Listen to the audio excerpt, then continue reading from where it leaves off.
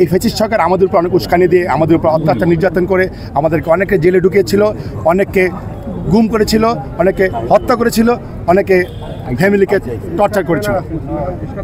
তাহলে আপনারা বলেন এই যে বর্তমান যে ইস্যুটা আসছে কেন আসছে, কিসের জন্য আসে?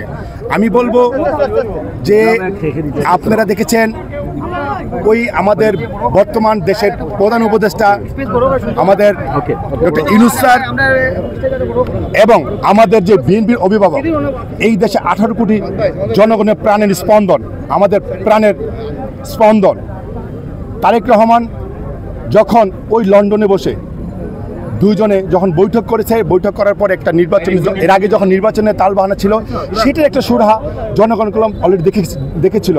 তখন প্রধান উপদেষ্টা তার যে প্রেস সেক্রেটারি ব্রিফিং করে বলেছিল যে ফেব্রুয়ারির ফার্স্ট উইক হোক সেকেন্ড উইক হোক একটা রোজার আগে একটা নির্বাচনের দিবে এবং নির্বাচনের সিস্টেম চলে এসেছিল, যেটা অনেক ধর্মকে নিয়ে সামনে রাজনীতি করে বিগত এক সময় আপনি দেখেছেন সংগঠন এবং দুই একটা আরও মুসলিম সংগঠন মিলে তারা করলাম ওই যখন দেখলো যে ইউনূস সরকার এবং আমাদের অভিভাবক তারেক রহমানের সাথে বৈঠক করে যখন নির্বাচনের সুরাহা চলে এসেছিল তখন তারা কীভাবে নির্বাচনটা পিছানো যায় সেই জন্য করলাম একটা পিআর পদ্ধতি নিয়ে এসেছিল।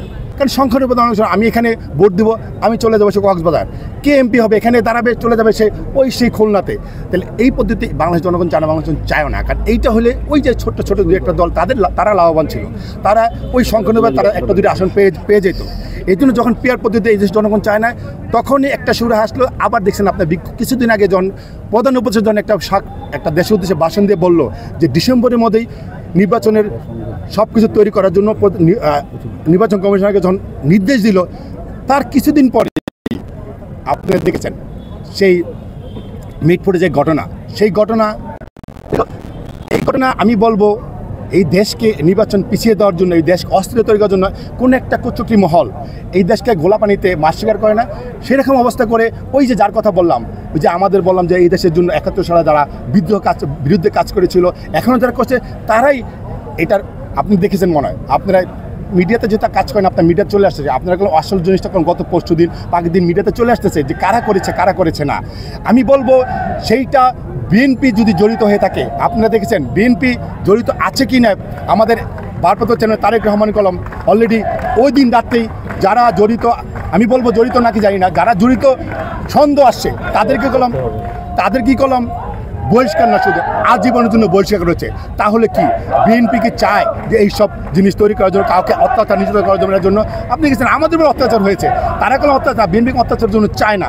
তাই আমি বলতে চাই একটা কুচক্রী মহল এই ঘটনাটা ঘটিয়ে এখন দেশকে অস্থিরতা তৈরি করে আমাদের নির্বাচনকে বানচাল করার, নির্বাচনকে বন্ধ করার জন্য তারা কাজ করেছে। এই জন্য আমি তীব্র নিন্দা ও প্রতিবাদ জানাচ্ছি এবং আমি প্রধান উপদেষ্টা এবং এই অন্তর্বিষয়কে বলতে চাই অনতিবিলম্বে, কালকে মহাসচিব বলেছে, আমাদের রিজভী আহমেদ প্রতিদিনই বলে অনতিবিলম্বে যেই ফেব্রুয়ারিতে নির্বাচন দেওয়ার কথা সেই নির্বাচন দেওয়ার জন্য প্রস্তুত নেন এবং নির্বাচন দেন। দাবি আমাদের একটাই, ফেব্রুয়ারিতে নির্বাচন। আর বাকি কারা এই অস্থির তৈরি করলো যাই করলো আমাদেরকে এটা দেখে লাভ নাই। আমরা গেলাম 17 বছর রাজপথে কষ্ট করে এই দেশে জনগণের জন্য কাজ করেছি, গণতন্ত্রের অধিকার ফিরানোর কাজ করেছি, ভোটের অধিকার ফিরানোর কাজ করেছি। সেই দিকে আপনার লক্ষ্য নেন, ফেব্রুয়ারির জন্য নির্বাচন দেন।